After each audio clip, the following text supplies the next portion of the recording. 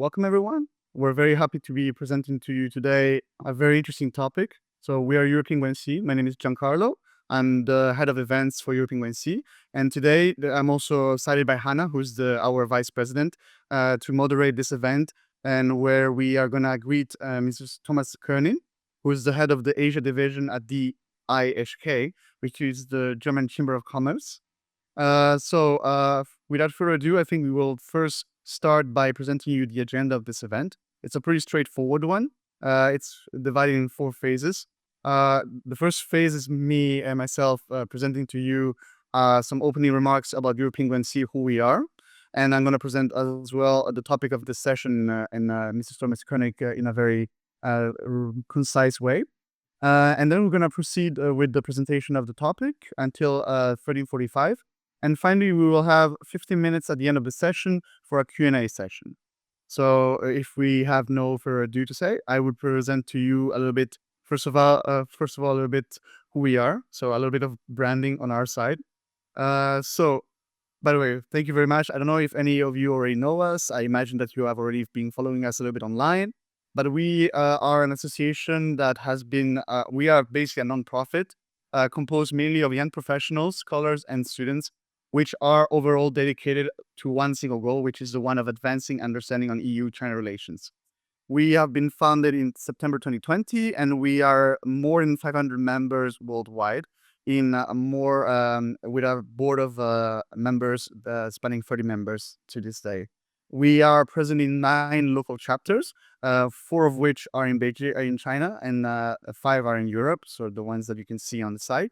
And we are mainly active through 5 main activities. So we have blog and articles posted regularly every week. We have a weekly podcast. We also provide a newsletter, and we have our own annual journal. Obviously, today you're here for the 5th kind of activity that we always do, which is our events. And we're very happy to be organizing this event with many distinguished scholars, and this today with Mr. Thomas Koenig. And here we're going to just present to him a little bit his profile. He will have the time to present himself as well, and just to complement what I will be saying. So maybe next slides, please. So without further ado, I'm very happy that we have the opportunity to be talking with Mr. Thomas Koenig today. He's the head of the China department at the 𝗘𝗃𝗃𝗃𝗃. So for those who are not very fond of acronyms, the 𝗘𝗃𝗃𝗃 is the Association of German Chambers of Industry and Commerce, and is by de facto Europe's largest business association, active in countless countries worldwide, and China is one of their biggest presence. So Mr. Koenig is a specialist in German-China's economic relations and has regularly engaged with policymakers, industry leaders, and other business communities on that matter. He has also testified in front of the German Bundestag for different bilateral economic relations that take into consideration Europe and China trade concerns. So previously, he also held different roles that are still related to China, including the European Chamber of Commerce in China, the German Chamber of Commerce in Shanghai, and the European Council of Foreign Relations as an Asia program coordinator. So he has a very diversified background at Yale, SOAS, and Peking University, and he's also currently a visiting lecturer at TU Berlin. So thank you very much for being here today. We're very happy to be discussing with you, and I hope we can have a very fruitful discussion spanning from now. Would you like to present yourself? Yes, thank you so much, Giancarlo, and hello to everyone. Thank you so much for joining. This is my first time I'm doing an event with European 𝗘𝗃𝗁, and I came across the organization, and I've been a fan ever since. So, I'm very glad to be here. And just as a side note, what's really important to me and what I care most about is to have a discussion. So please feel free to have a question and ask them anytime you feel free. We don't have to wait for the Q&A. If something is unclear, if I speak too fast, if I speak too slow, please just let me know, because that's the most interesting part of any of those webinars. Because I can monologue for hours, but maybe it's more interesting for you to kind of have more of a dialogue. I'll also try to be as efficient in terms of, walking you through to some initial thoughts that I basically have, to share some insights. Everything is very much in flux. I think we're meeting at a very interesting time. The German Minister of Economics is going to travel to China next week, which, she's going to be traveling there with a big business delegation. It's going to be close to 40 people, which, is a step up from previous business delegations. The chancellor in February traveled to China and took with him 30 German companies. And I'll talk about my work in a second as well. But at the same time, I'm presenting the German perspective on the European-Chinese relationship as well, which in a lot of ways I think is quite unique. I still think that Germany and China have a very special and unique relationship that needs to be safeguarded and needs to be also that also needs to evolve with the times. And that's kind of a little bit of my job as well, to think about how we can modernize the Sino-German relationship as well. But I will also share some facts and figures, and I'm sure also that the slides can be then shared with all the participants. But that just as a little side note. I don't need to talk more about my background. I think we also have some time to talk about career paths and possibilities at the end of the event. But without further ado, I will just start with my first slide. And as you can see, 𝗘𝗃𝗲𝗃 German-Chinese economic relations, or 𝗘𝘃𝗃𝗲𝗃 to impress you with my Chinese. And we can go to the next slide. And just as a quick note, I represent the DIHK. I'm head of the China department. What does that mean? This is an organization that has been active since more than 160 years. I have this little slide to just show you how it actually works. After World War II, as you might remember, for those of you who were alive during World War II or after it, the German economy was in shambles, it was in ruins, and there was basically nowhere to go but up. In 1950, there was a law that was established, the IHK law, which basically stipulated that any business entity in Germany needs to be a member of a so-called IHK, a German Chamber of Commerce and Industry, or IHK in Germany. And those 79 regional chambers are basically also paying my salary and, making sure that our headquarters, the DIHK in Berlin, can function and do the work that it needs to do. That's the umbrella organization of the IHKs and of the AHKs. As Giancarlo mentioned, I have spent almost 6 years in Shanghai working for the German Chamber of Commerce in Shanghai as well. We have about 150 offices in 93 countries. This is one of the largest networks also within a European context, which might interest you. And the German system is quite unique. Since we have that legal foundation, I always say, and it's true, we speak on behalf of 4 million business entities, which by law are required to talk to us. So I take it very seriously to talk to the companies and listen to them, but at the same time also provide as much of input and insights as I can to help them guide the fraud waters of Chinese-German relations. Because as you might imagine, right now they are a little bit tense, also, considering the geopolitical situation. Next slide, please. And just go one more, because I had like a heading for this slide as well, or no, go back. No, it just said basically advocacy in action. That's it. It just was cut off. Just to give you an insight as well, basically the work I do is lobby work, in the sense of, making sure that the interests of the German business community are represented towards the German government, but of course also the Chinese government. I already told Hannah and Giancarlo later today I'm going to be going to the Chinese embassy for an evening reception to celebrate good Chinese-German relations. That's also part of my job, to make sure that we are in constant dialogue with the Chinese side and make sure that, we are always keeping each other abreast about what's going on. For example, with the trip from the Minister of Economic Affairs next week, the Chancellor's visit was a big thing. It took a lot of preparation also on the Chinese side. And, to also make sure that we also place the most important pressing issues and put them in front of the Chancellor, but also, of course, Xi Jinping. That's also kind of the work that we do. But also on a basic local level, of course, it's also all about listening to the companies, understanding what they need. As you might imagine, the needs of companies in a city of Offenbach are different than the needs of a city like Berlin.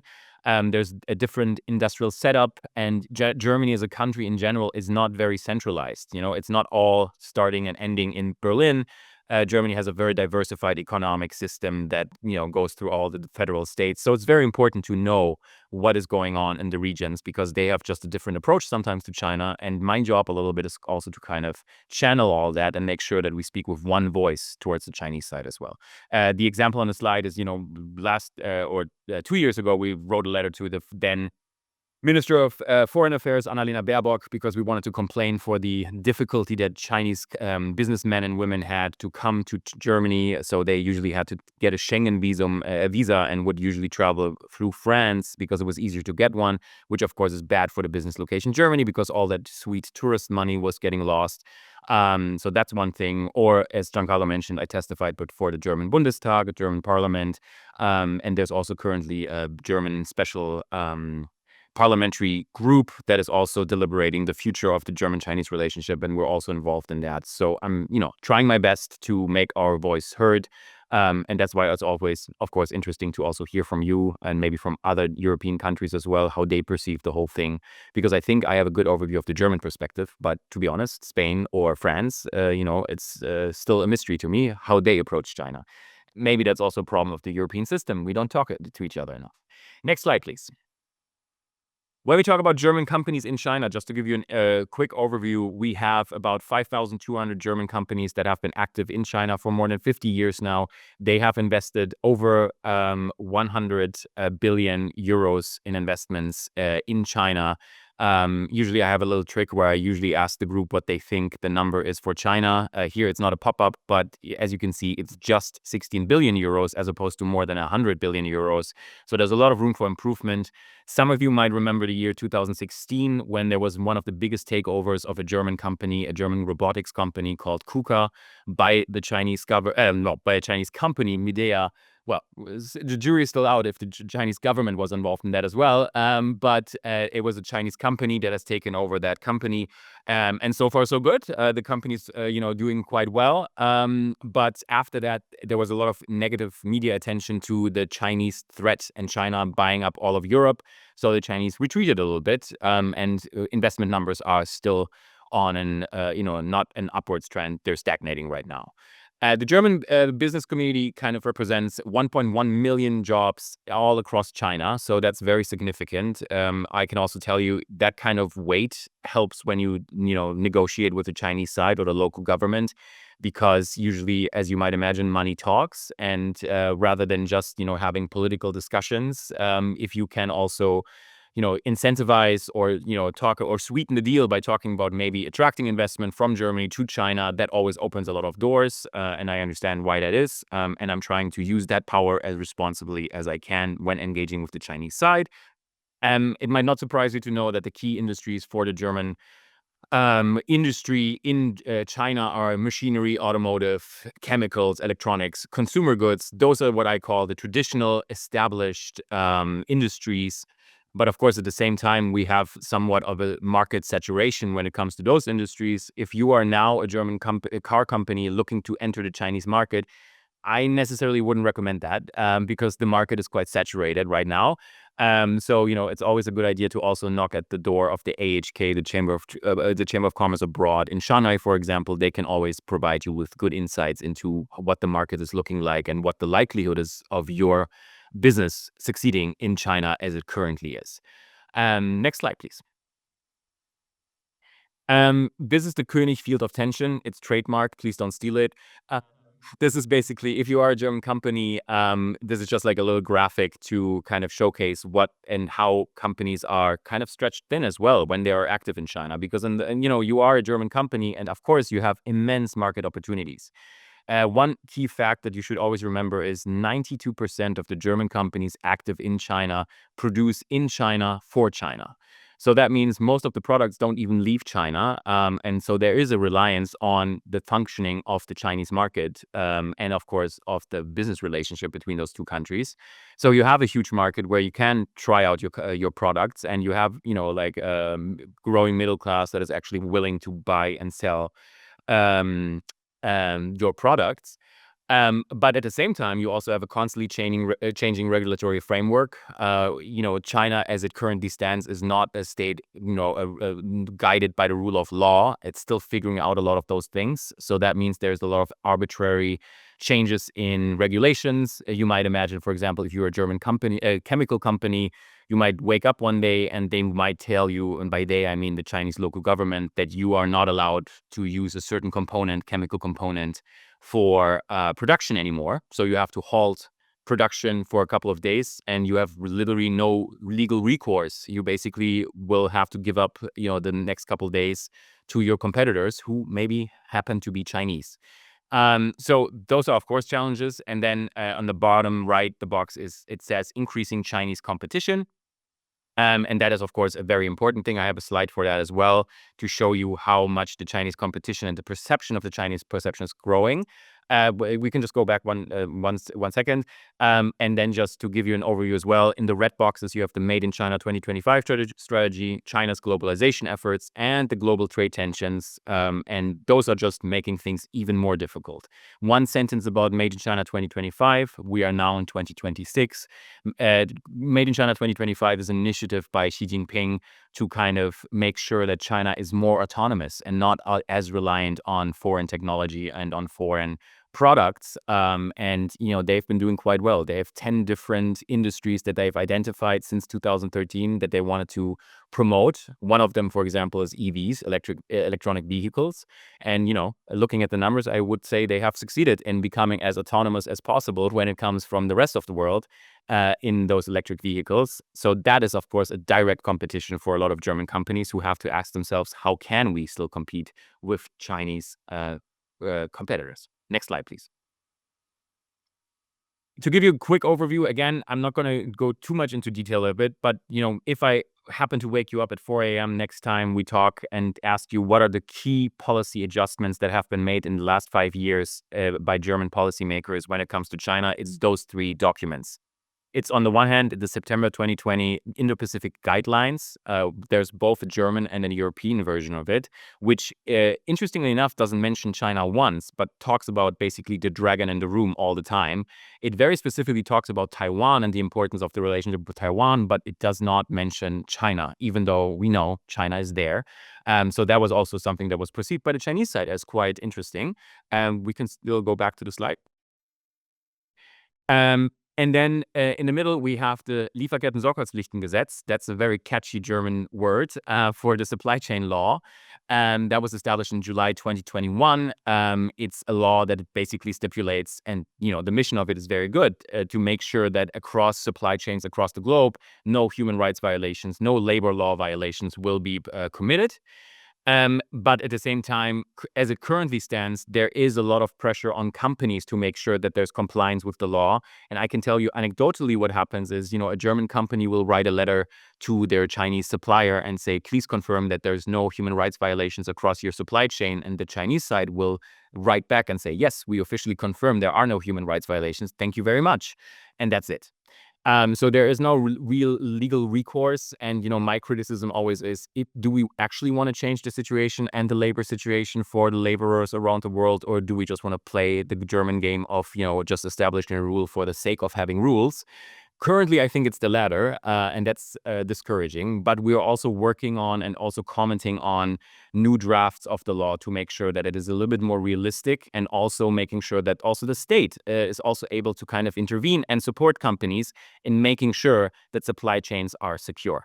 And then the big kahuna, the China strategy of July 2023, that one is one of those things that, 64 pages that I can at this point, just memorize. I have memorized them because I've read them so many times. Not that it's particularly interesting to read the China strategy content-wise, but it is a foundational document for defining what Germany wants to do with China in the next coming years. It's important to kind of have a look at it. In my opinion, it's a document that is actually far too toothless, because, I am very much in favor of clearly outlining what our critical interests are as, an economic system, as an economy, as part of the European Union, how we can protect our critical infrastructure, how we can make sure that we still cooperate with China in certain fields because we need to. But none of that is in the China strategy. It's a little bit of a wishy-washy document, but rest assured, here too, we are also making sure that we are voicing our concerns and making sure that maybe the next version of it or the updated version of it will be a little bit more concrete. Because from my experience, the Chinese side understands when there are set rules, then they can work with it. If it's a wishy-washy document that really doesn't commit to anything, then we're getting into problematic territory. And I think that's what we currently have with the China strategy. Next slide, please. I'm just bringing you like some fresh numbers from our flash survey that we did on the business sentiment of the German companies and the Iran war. Next slide, please. Those are May 2026 numbers, like 2 weeks ago. And, with everything that I just told you, I think one thing that's also always important to keep in mind, I have to think about what German companies tell me as well. And there is a lot of confidence in the Chinese market by German companies.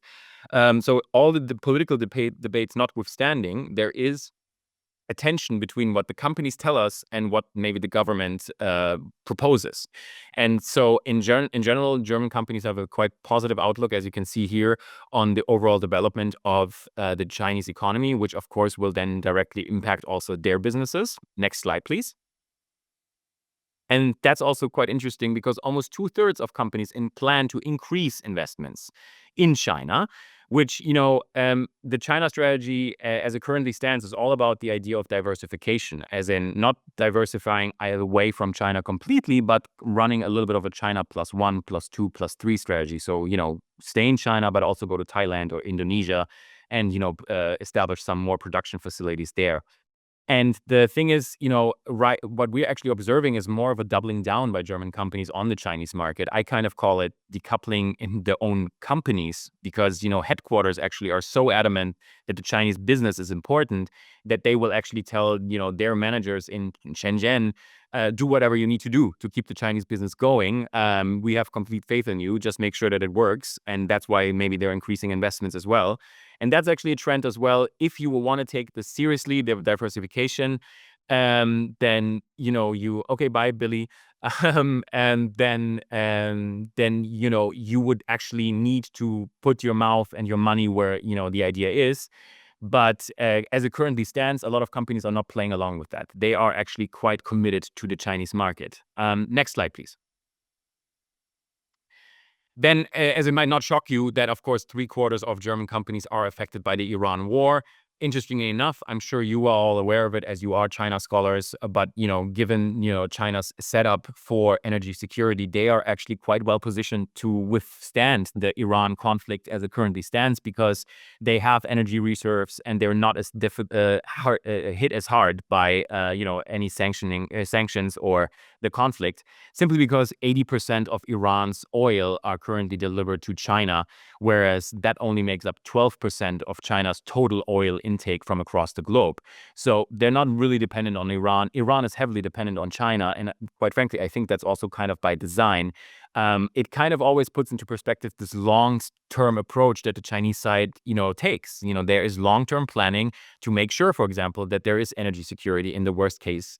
If you remember, of course, the Russian war of aggression on Ukraine, there was a huge shock going through Europe when all of a sudden we had to renegotiate supply chains and think about what's next. Not necessarily something that would happen on the Chinese side, even though, of course, the Chinese side probably would need an end to this conflict very soon as well. Next slide. This one I love to show to scare people. So the important thing is basically, if you look at the bar on the very right, you see the 9% in red, where basically this is a question of all the companies that were surveyed who are currently active in China. And if you look at 2017, the red bar was at 0%. By 2025, it's 9%, and it's going to be increasing, basically saying that the Chinese competitors are already innovation leaders in my own industry.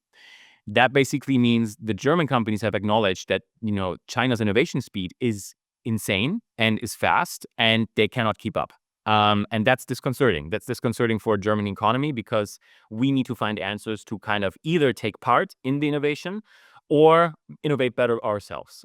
Quite frankly, knowing Germany, I would say we should take part rather than innovate just ourselves and collaborate because we're good at that.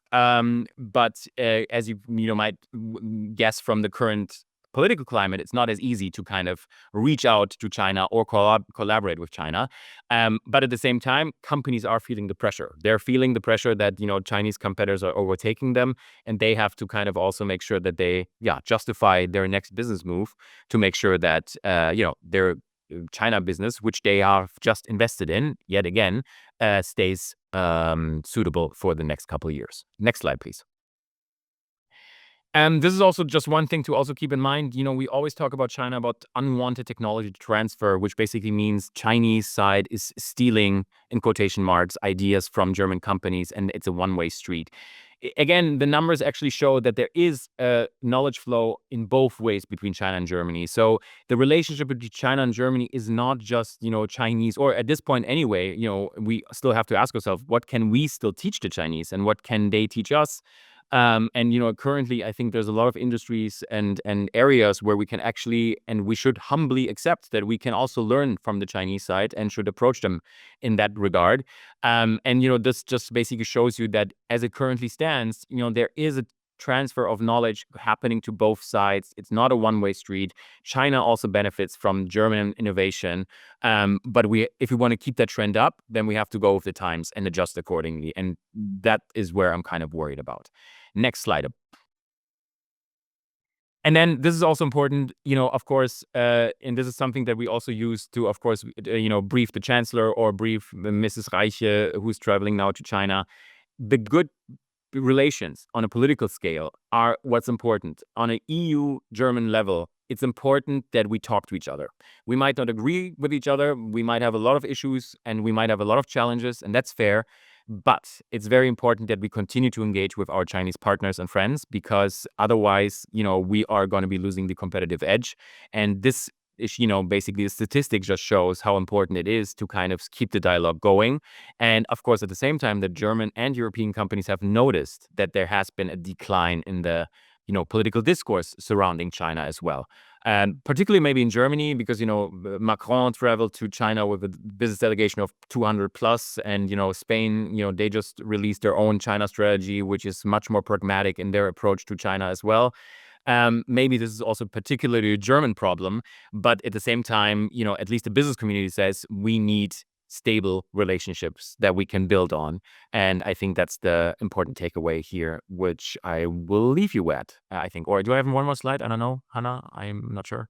And no, we're at the Q&A.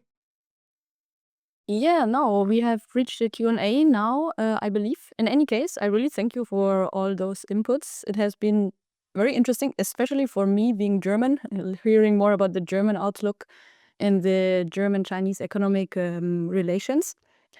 Yes, this is now the time for everyone to ask questions. So please, everyone, I see a lot of people in this meeting, and also great to see that you have all turned on your cameras. It's always great to see who's around. And yes, if you have any question to Please don't be shy. Thomas, yes, don't be shy. You can also write it in the chat, or you can just directly ask by raising your hand. If you don't mind, I might abuse this space for a first question, because I had one question while you were presenting just now. Please. Which is more about the future of EU, or let's say rather German-Chinese relations. Because you have mentioned, for instance, the automotive sector, it's quite saturated already. So if you were a new German company, you wouldn't necessarily recommend those to come to China. And also, I remember you said like 9% of German companies say, okay, their Chinese competitors are already innovation leaders in their sectors. But is there any sector left, let's say, or is there any sector where you would recommend a German company to try to expand to China? And if so, like which sectors are those, and what is your future recommendations for German companies considering? And I'm so glad you're asking that question, because I was just waiting for it. That's why I didn't mention it. Basically, in my personal opinion, the future lies with medtech, biotechnology, quantum technology, AI applications. But I'm not talking about silly large language models. I'm actually talking about useful AI use, for example, for industrial production, and all of that, and automation of all of that. And, still machinery, but machinery 2.0, where Germany is also forced to kind of, advance their own approach to the machineries, because we have a very steadfast and wonderful foundation, but we kind of also need to upgrade. Some of you might remember the whole concept of Industry 4.0. No one really talks about it anymore, but basically what it is it's just a more connected way of production streamlining, and we have a lot of great German innovation to kind of help with that.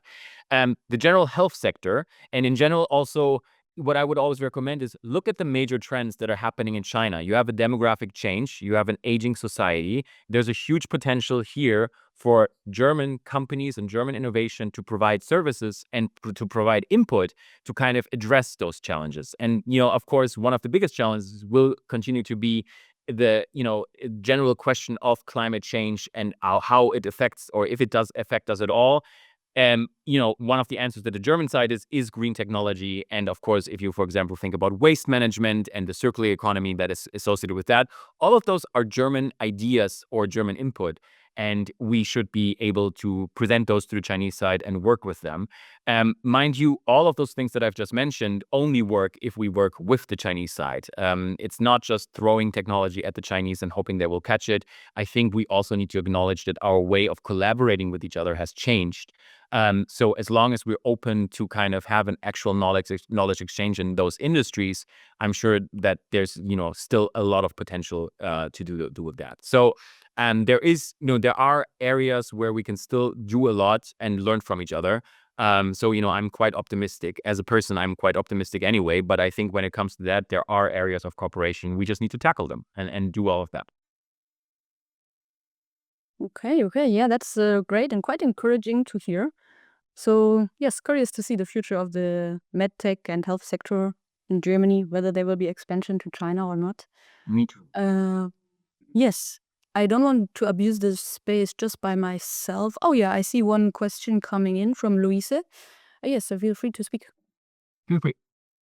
My name is Luise Zenst, and I'm studying East Asian Studies at Hamburg University, focusing on trade relations and East Asia. So both of my questions have to do with this part, which is first, there is a growing tendency in China to have more regional corporations, more regional competition between different provinces, for example. And this was a very big discussion when the new 5-year plan came out, whether inner Chinese competition might increase. Does this offer any chances, but also risks for the cooperation of German companies with Chinese partners in different provinces? Luise, that's a great question. I'll just start answering that question and we'll move on to the next one. So Luise, hallo nach Hamburg. And it's a great question. And that also necessitates basically, first of all, localization is what I would recommend to German companies anyway. Basically understanding the strength of your home province and making sure that you understand the innovation ecosystem and the business ecosystem, which, again, German Chambers of Commerce abroad can help you with that to figure out what the strengths of your particular province are, which is why it's also very important not just to have a good relationship with Beijing, but also with the local authorities, because, they will also be best able to guide you with, whatever investment plan or whatever you might have. Interprovincial competition is a huge thing since Xi Jinping started in 2013, quite frankly. I can tell you from my personal experience, I mean, I have, last year, and it's just because I'm just one person. So I didn't have actually enough time, but I had 39 delegations in 2025, high-level delegations, party secretaries, government officials from the highest levels, from many, many provinces coming to our home office to kind of present their own province and the challenges, and at the same time, of course, the opportunities for German companies.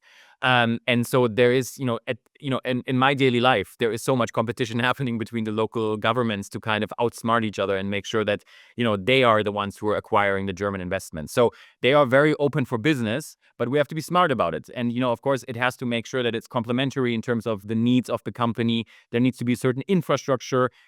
For some business people, very rightly so, they might need a German-speaking school in their hometown or in their provincial hometown, and all those things that also need to be provided to make sure that those investments will be long-standing. So yes, there is a lot of intergovernmental and provincial competition. It can be a benefit to us because, we have, we can just take a pick in terms of where we want to go. But at the same time, let's be smart about this as well, because, we should always figure that our relationship is long-standing and will not just go for the next 5 years, but maybe for the next 20 years. So we need to do our homework. We need to understand the provincial differences. We need to respect the provincial differences, and then also, also develop a vision for where do we want my company to develop in the next 20 years. And that's how we should approach also different provinces. So quite frankly, if you commit to a province, stay in that province, because that's the way it will usually work out best. And currently, if you remember the map that I showed, there's a huge conglomeration of German companies all around the Shanghai, Greater Shanghai area is what we call it. Almost 2,000 companies by themselves are there. There's a little town called 𝗘𝘃𝗃𝗃, which is called little Baden-Württemberg, because it has 200 plus machinery builders, and Baden-Württemberg is a federal state that's quite famous for machinery. That's a tiny city, 200, 300 almost machinery builders. They have committed to that tiny city and are thriving. So there's a lot that we can learn from that. And I think local makes a lot of sense in a vast country like China. Thank you so much. If it's okay for everyone in the room, I might follow up with a broader question, which is concerning these 1+1 strategies or diversifying. And also related to my personal work, I hear a lot of talk around Southeast Asian partners like Vietnam and Thailand. But what is often left out in discussions is interregional or cooperation with other East Asian partners. So Japan is already a very established market, but also one that is struggling. But in my personal work, I focus more on South Korea, which is known for high-tech development and, less mass production and more specialized production. Is that something that German SMEs, or also you in the IHK, in the broader East Asian cooperation field, have in mind? The ASEAN region has huge potential, and I think we're not doing enough as well to kind of have, again, a coordinated approach, because that's the thing. I mentioned the China +1, +2, +3 strategy, which, quite frankly, a lot of German companies are not using. They are committed to China. There is a lot of, it makes, again, a lot of sense to, again, hopefully through the work of the German Chambers of Commerce abroad, who can really advise you on that as well. We have them in all the ASEAN countries as well. And to make sure that, again, it meets the needs that you actually have for your particular company. Currently, as I observe it, there is not much of a ASEAN strategy. Yes, there might be an investment here or there, but a lot of it is channeled towards China. And that's why I'm saying I'm not opposed to the general idea of diversification. It just needs to be smart diversification. And of course, there needs to be, from the business perspective, a business case. A lot of companies will tell you, well, listen, I'm still earning a lot of money in China. Why do I need to diversify? It's all working out. We could make a political argument, but have you thought about the strategic risks? Have you thought about what might happen if the situation with China is not as stable? Those are at least things that we need to consider. And quite frankly, I think a lot of companies are not quite taking that as seriously as they could, just from a strategic risks assessment perspective. But at the same time, there is the whole ASEAN region, which again, it really pales in comparison to the very established German community in China. There's so much more we can do there, and we should. Basically, I'll leave it at that. Okay, thank you so much, Thomas. Seeing that quite a lot of other people raised their hands, let's probably move on to the next people. If I remember correctly, it was first Mengfei, then 𝗘𝘃𝗲, then Giancarlo. Mengfei, do you want to ask your question? Hi, yes, thank you. Sorry, I don't have my camera on. I have the flu right now. Thank you so much for the talk. It was really interesting. Me, myself, I am also German and very familiar with the 𝗘𝘃𝗃𝗃𝗃 network, so I was really happy to hear your insights. For me, I have a question because I was wondering, so I feel like all the China experts that either work in China, with China, whatever, they all talk about localization.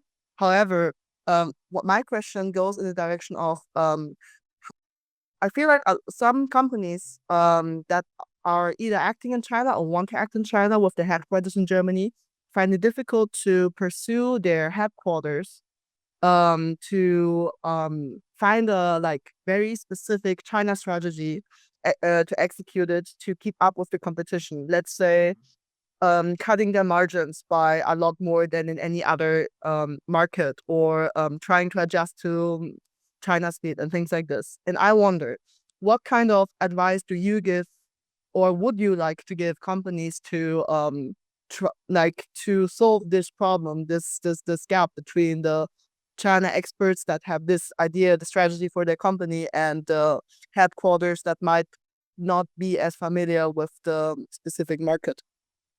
I'm afraid that's also a very good question, and I think it basically feeds into the whole idea of very humbly I have to tell companies as well that they need to do their homework more, because the question, because think about it historically, we've had 50 years of economic growth and a very good successful business relationship with China. It is quite difficult to wake up and kind of realize, wait, there is now serious competition. Wait, there is China speed. Wait, we are not, the most important business partner anymore. China has choices as well. And, I say this jokingly, but at the same time, it wouldn't hurt anyone, any of us, to kind of take seriously the thing that the world has changed and that we also need to adapt. Those of you who are German might know that Germans are not maybe the fastest at adapting to changes. They first have to write a law about it, and then they have to pass it, and then they have to write a letter of recommendation, and then they might do something about it. But all jokes aside, the important thing is basically, if you want to continue to play on a global field, now is the time to really invest in your China strategy. And that's also the thing. I mean, it keeps me in a job. That's good for me, being able to advise companies on that. But quite frankly, my advice usually is just wake up, everybody. It's not very sophisticated even yet, because we can make it much more sophisticated. But we first have to reach the point of, feeling the pressure. And I think we are currently right in the middle of transitioning from, hey, this is the golden age of German-Chinese cooperation. The time when I lived in Shanghai, it was everyone have fun, enjoy. And now, where it's like, okay, the global situation is very challenging. I don't know what's happening. I need to safeguard my business. And China used to be so easy. Why is it getting more difficult? And the answers are not there yet. And I have some ideas for particular companies on how to do that, of course. And we can talk about this more at some other point, because there's more some other questions. But in general, there's not yet been the wake-up point. And you might make the argument the German government has woken up to some China challenge. The business community is still quite comfortable with the current status quo, or if anything, if you look at the statistics, on doubling down on China. And I think we need some sort of disruption in thinking before we can then re-strategize on how to approach China. Interesting. Yeah, that's quite a relevant point to say. And yeah, I'm also curious about future developments in this regard. Let's move on to 𝗘𝘃𝗲, then Giancarlo. Hello, thank you so much for the presentation. It was very informative. I am personally not German, so a lot of the things I learned here were new to me. And I have a question related to the diversification and China +1 +2 strategy. If German companies eventually decide en masse to diversify their production facilities to other countries, especially ASEAN countries, in case of a strategic risk of China or, God forbid, a conflict emerging, etc., what guarantees them that ASEAN countries will be a safe investment in this area, considering that they are all also the biggest trading partners of China and have their economies deeply embedded with China itself, and also are historically known to have very much fluctuating political situationships within some of the countries. And for example, especially Vietnam, whose government is on a political scale as well as mutual understanding scale, very much on board with the Chinese government. 𝗘𝘃𝗲, again, I'm glad you're not German, because the Germans are usually the ones who are very risk averse, and so the answer is there are no guarantees, and that's the thing we have to kind of accept. I mean, look at the past year. None of things that have happened in this past year we have anticipated, and yet they happen. And I think, again, picking up on Mangfai's question as well, it's just this kind of point of if we want to play with the big boys, meaning we want to be part of the global community, business community, then we have to change our tactic. I think in a lot of ways, Germany has been too cushy and too comfortable with the way it has conducted business so far.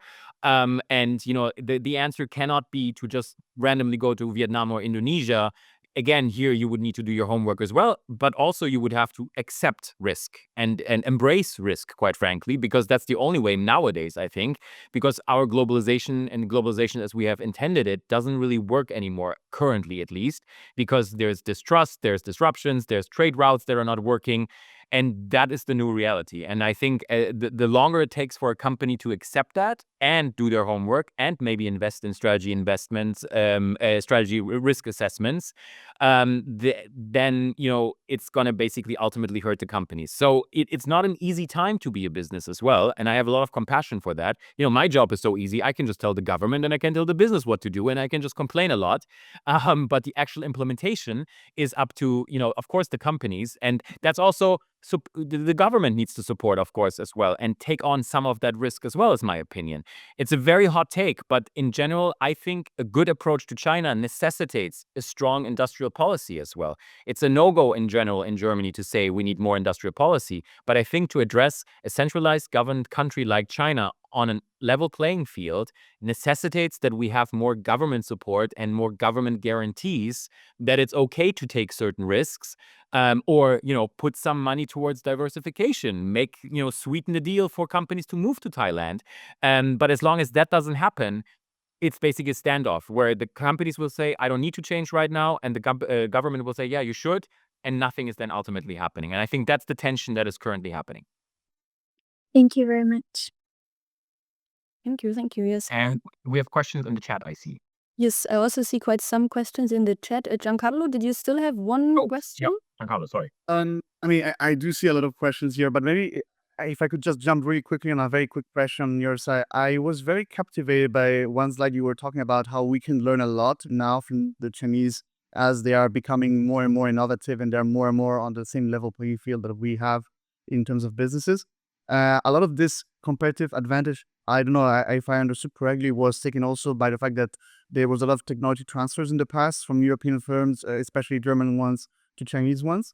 Now, my question is more, it's very theoretical, but do you believe that this same tendency could also go in the other way around, in terms that European firms can realistically take on technology from Chinese firms desiring to come to Europe? And would they even be able to do so? Because my question is, do we have the same abilities to learn as they were learning back when they were still way behind in terms of technological capabilities? That's more or less what I was thinking. I'll keep it short, but I think the ability is there. But of course, we would need to reframe our legal framework as well, because right now it's very defensive, right? That's the problem as well. It's very much keeping the Chinese out and making sure that, there is no unwanted technology transfer. And if we don't rephrase the vocabulary in how to approach that kind of technology transfer, I don't think currently that it is possible to do it in the same way. And again, I say humility and, to just accept that, yes, we actually need China as well in a lot of ways. As long as we don't have that on a policy level, then again, we are a little bit of a standstill, and nothing is going to be moving. So yes, the ability is there. I think the political willingness is currently not there. That might change, but currently I think that's where we are. Okay, thank you so much. Yeah, I was checking the questions in the chat just now. I'm starting with the first one by Paulina. It's quite an interesting one, actually, about the EU regulatory framework is hardening more and more on Chinese businesses. And if you think that this impacts German businesses in China on the other side, and how Germany positions itself towards the EU in that context. Very interesting question, of course, and it's the biggest challenge. Of course, you have to remember, if the minister is traveling to China, she is doing that on behalf of the German government. She's not doing that on behalf of the European government. You might remember, or you might not, when Minister Habeck, her predecessor, traveled to China last June, he was constantly asked to kind of make a statement on the EV tariffs that were raised by the Commission, even though he said, excuse me, I'm here on behalf of the German government. I'm not actually speaking on behalf of the European Commission. But that's where it gets tricky. So in general, of course, our position should be aligned. And I would encourage, of course, much more intra-country alignment when it comes to China. But we have to be realistic as well.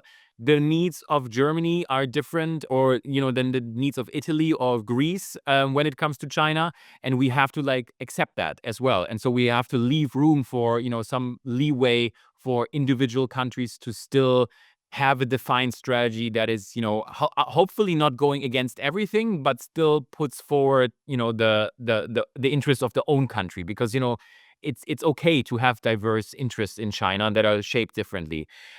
So, my assessment is basically, of course, the Ministry of Economic Affairs will do its best to also represent the general EU position, and will probably also acknowledge, ideas like the IAA, the Industrial Acceleration Act, and all the implications that might carry.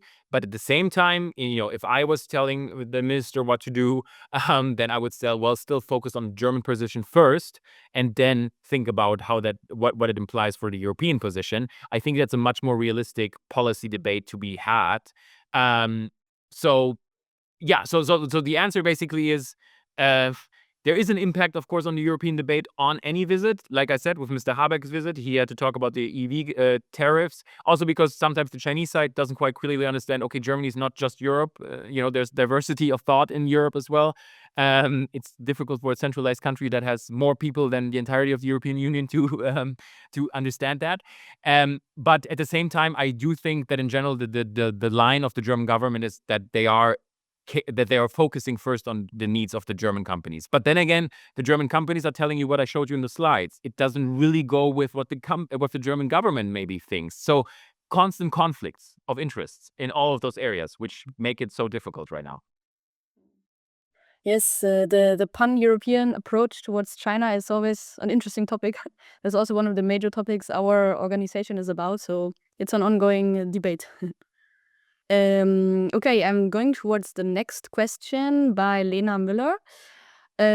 So she says that she thinks previously companies tended to look at geopolitical, regulatory, operational risks separately, and she thinks that now companies are becoming better at interlinking those different areas. And if you think that, yes, basically now this is that companies are increasing their ability to especially connect technology, infrastructure, and supply chains in their plan. I think that's exactly what needs to happen, and I think that's the reality of our new world order. But like as I mentioned previously, it's not happening enough. I think the awareness is there, but the question is, okay, how do we actually do this? How do we do a risk assessment if there's an escalation in Taiwan and how that will affect our supply chain? How do we do a risk assessment if the Strait of Hormuz is closed? Like all those unimaginable scenarios need to be on the table right now. But of course, have compassion. Think about a Mittelstand, small, medium enterprise in Germany that has 15 employees. They're probably, even though they should, not going to have the resources to do big strategic risk assessments. They have to keep the lights on. And so again, something to consider also for the German Chamber of Commerce network. How can we support the smaller players as well? Because our smaller players are global players. So how can we support them to adjust to the new geopolitical reality? And that's also kind of what my job is as well. We want to make sure that small, medium enterprises especially will have an opportunity to participate in all of that, even though they might not want to play big geopolitics. But that necessitates doing your homework. But sometimes there's just not enough for it, time enough for it. And that's where the conflict is. So Lena is completely right. But I think, again, it's not there yet. We are not there yet. Yes, always a way to go. Yeah, I see the last question in the chat by 𝗘𝘃𝗲𝗀. So this is about the EU tariffs on China, the anti-subsidy tariffs, which the EU recently imposed on electric vehicles. And he says that now he sees many more Chinese manufacturers establishing direct plants in Europe, especially Hungary, Poland, he says. And if you think that this renders these tariffs obsolete, and how, for instance, the German automotive sector is facing these direct local competitions by Chinese companies who establish local plants here. I don't speak on behalf of the German automotive industry, and this is just like my personal take on it. But, like if the question is if the German automotive industry is ready to take on Chinese competitors, from what I know and from what I observe, I would say no. Simply because the cost structure is different. Like the general infrastructure for example, for EVs in Germany is still not where it should be. So, a lot of the Chinese manufacturers are going to be producing EVs. What implications got that going to have for our country? And at the same time, like if Chinese companies or cars enter the German market, the general argument is, I think electronic vehicle right now is way too expensive. The Chinese ones are cheaper. Competition per se is not a bad thing. Have more Chinese cars. I was never a huge fan of the EV tariffs, simply because I always thought we had already lost before we started the tariffs. So we should have humbly accepted that, the EV battle was lost. China is already moving to hydrogen cars, and we are now still scrambling to play along with EVs. It's a little bit silly. But at the same time, the German car industry is very powerful and influential in Germany, also historically. But here too, I think that there's still a little bit of, a lack of humility to accept that, like sometimes the Chinese competitors are outrunning them. And, as you mentioned in your question, yes, there are ways of circumventing those tariffs in a lot of ways. And that's certainly one of them. And, yes, of course, Europe is still going to be regulating, or, maybe with the IAA also even more, how many, Chinese car manufacturers can actually enter the European market. But ultimately, it's a little bit of a lost battle, because I think we're fighting on the wrong front. Like we can maybe still think about how to protect, I don't know, wind energy, where we still have a competitive edge. But so I'm not in general against tariffs, but think about where we're putting those tariffs. EVs, in my opinion, was the wrong area to do it, simply because we never stood a chance in the first place. We can tariff until the end of times. We're still not going to be able to compete with them. And sometimes in a battle, you have to accept defeat and then move on and kind of see what's next. And I think that's what the German car industry should have done as well. I mean, what have they done? There have been a lot of people that have been let go. There has been a lot of collateral damage, even though, actually, the CEOs and the people making the decisions should have foreseen those kind of developments. It's not like the writing wasn't on the wall. If you wanted to know the EV strategy of the Chinese government, you should have just looked into the last 3 5-year plans. It was all there in writing. So if you had done that homework, you would have not been so surprised. So that's why I'm saying the car industry has slept on it a little bit. And I wish, of course, the German car industry all the success in the world. But here too, rethinking necessary. Mm. Yes, interesting points. Then my little follow-up question would be whether you think then in this case also the medtech sector or health sector would be the major one to focus on and to protect with tariffs in the future, because you have mentioned that in the beginning. To be honest, that's, for example, one, the medtech sector, if you say protected by tariffs immediately, we're raising a wall. But this is also something where we should really do an assessment of, like, again, what is our competitive edge towards China, and then really do targeted tariffs and think about it. I think there I would not have a problem with it at all, because I think there is still something to be protected. So that is, for example, one area where I'd say we could definitely do it. Or, like I said, wind energy, we could do that as well. And tariffs are a tool, a protective tool. They should not be the only tool of engaging with such a huge force like China. Interesting. Okay, I see one last question by Xavier. Mindful of time, let's have this as the last question. If you still have some minutes, Thomas. Yes, okay, perfect. And then we can slowly close the event. But yes, Xavier, go ahead. Hello, thanks. I saw yesterday in a German talk show, Markus Lanz, that Jörg Wuttke was a guest there, and they talked about China. And Markus Lanz said that that Volkswagen is again market leader in China right now, and everybody was struggling to make sense of that a little bit. Is that sort of like a turnaround? Is that just a hiccup in the demise of the German car industry in China, or how would you interpret this sort of signal? And I think that's a perfect example as well. I think, when I talk about decoupling within the company, I think Volkswagen China is doing much better than Volkswagen Germany. Because, they are much closer to the consumer, obviously, to the Chinese consumer, and they have done their best to adapt. Of course, it's one company, but at the same time, it really isn't. So, Jörg, who I also know from European Chamber of Commerce days, is, very knowledgeable in all those areas anyway. And, yes, he's right. But I think that actually is a testament to how important it is to localize, to think local. But not at the expense of your headquarters, because that's what I think is kind of happening with Volkswagen. Again, China market's so important. Let's adapt. Let's put resources into it. But let's, fire people in Wolfsburg. It's a little bit of a difficult strategic decision, because, the entire corporation should, carry those kind of developments. And what is current, and then the Volkswagen example is one of those examples for decoupling within their own organization. So the China business is actually doing much better than the rest of the Volkswagen business. I don't think that's a great trend. I think this should not be a model for other companies. There should be a more holistic approach, even though especially because it's a globalized company. But short term, I think that's what makes the most sense. But companies maybe should not always just think about the short term. Maybe very quickly, can I build upon on that? Because I was very curious about this topic. I think that the strategy of localization, as you mentioned, is a very interesting one because it's the more and more adopted. But my question is, what is the real risk of siloed effects? Because maybe that's what maybe a lot of companies might be incurring at this stage if they pursue on this situation, and relationships might not get better soon, or like, I don't know, maybe we stay in this kind of stagnation kind of effect in terms of relation between European countries and China. Do you think that this could become a serious concern for future for companies if they continue on a very exclusively localized strategy? Wouldn't they come?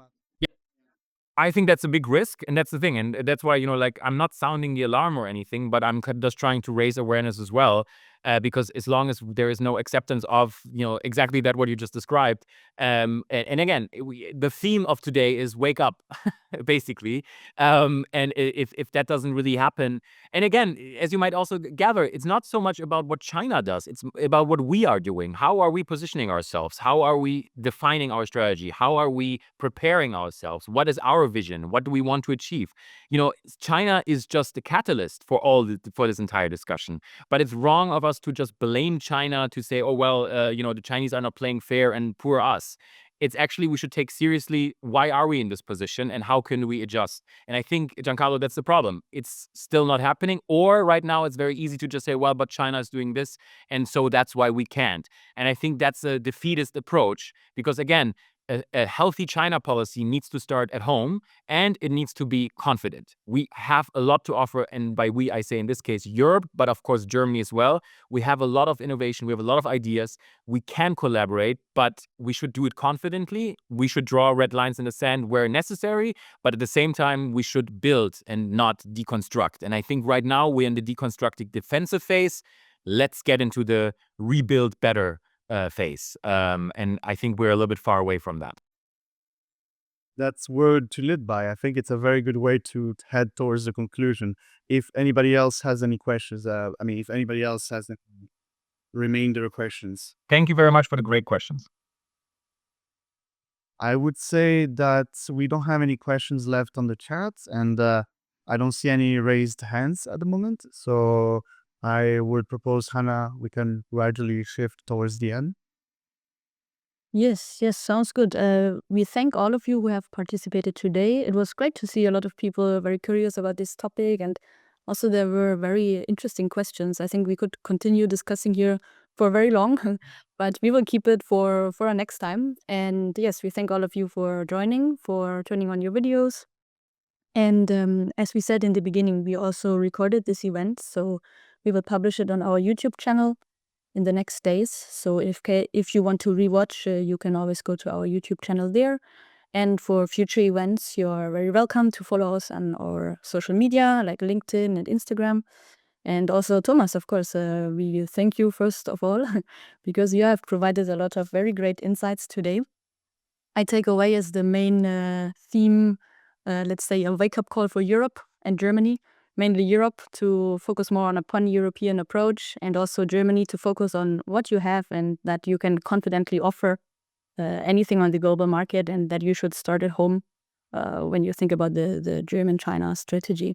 So yes, I think this is a great wake-up call to end this meeting and to look ahead for upcoming years in German-China relations. It was a pleasure. Thank you so much. We all have to do our own work. Right. Thank you so much. Have a good day, everyone, and we will see you for our next events.